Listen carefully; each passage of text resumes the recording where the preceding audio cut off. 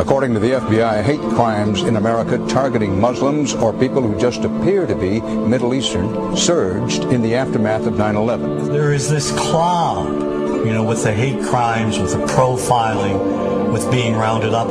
Again, I think this illustrates the power of film, that in spite of the reality, in spite of the material that we know to be true, we still embrace the mythology.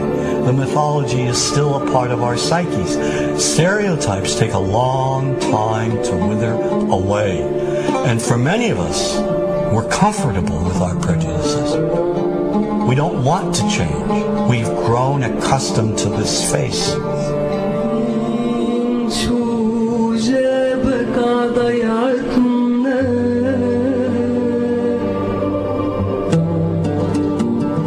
When we think of Arabs, what do we see?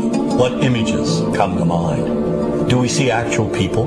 People who, despite real cultural or geographical differences, do pretty much the same things that we do. When we think of Arab women, what images come to mind? Do we see women who laugh and play and who adore their children? Women who work in the home as well as outside? Would it come as a surprise to know that in many Arab countries, a majority of college students are actually women? What's our immediate image of Arab men?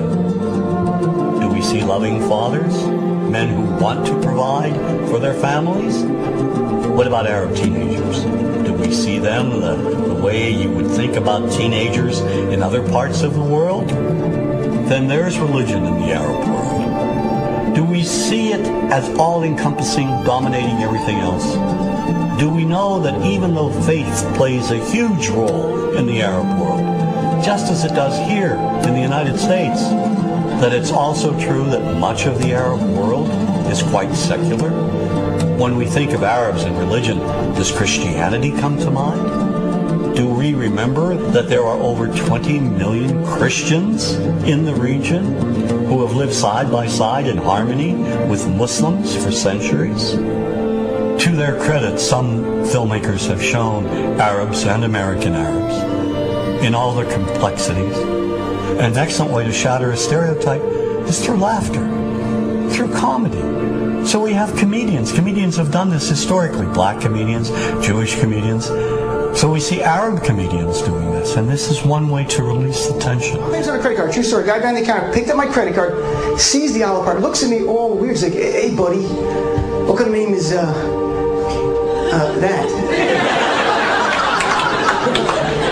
I'm like, well, sir, it's an Arabic name. He goes, yeah, what does this mean? So I'm like, well, translate it to English? It means peaceful, friendly Arab? But he's not happy because, yeah, what Arab country is your family from? So I tried the most peaceful, popular one that he would like. So I'm like, we're from the same Arab country that Aladdin is from. To his credit, Michael Moore in Fahrenheit 9/11 in the DVD includes a scene with this comedy coming out. My name really is Ahmed Ahmed, and I can't fly anywhere. All you white people have it easy. You guys get to the airport like an hour, 2 hours before your flight. It takes me a month and a half.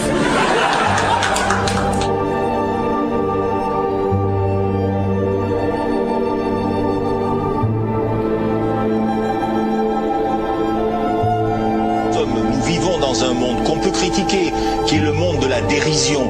Vous le savez bien, et dans les médias, je dirais le monde de la dérision, on se moque de tout. Le fait que ça se fasse me satisfait. Parce que ça veut dire que nous avons, qu'on est libre. Peu à peu... Il faut qu'on soit beaucoup plus sage que ça, qu'on rentre pas dans ces provocations.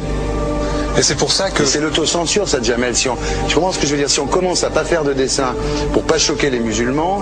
Non, si on fait... Pour moi, c'est de l'autocensure. C'est la fin de la liberté d'expression. Pour moi, la liberté d'expression, la liberté d'expression et le respect font partie, sont mariés ensemble. Moi, je suis pour la liberté d'expression. Mais si je vais blesser une personne, pourquoi blesser la personne? Non, mais si moi j'ai envie de faire une caricature sur Mahomet ou sur un rabbin ou sur Jésus-Christ, il faut que j'ai le droit de le faire. Tu comprends? C'est ça la France. Quand tu sais que tu vas blesser 10 millions de personnes, pourquoi tu vas les blesser? Pourquoi? C'est la liberté, c'est ça. C'est la liberté de...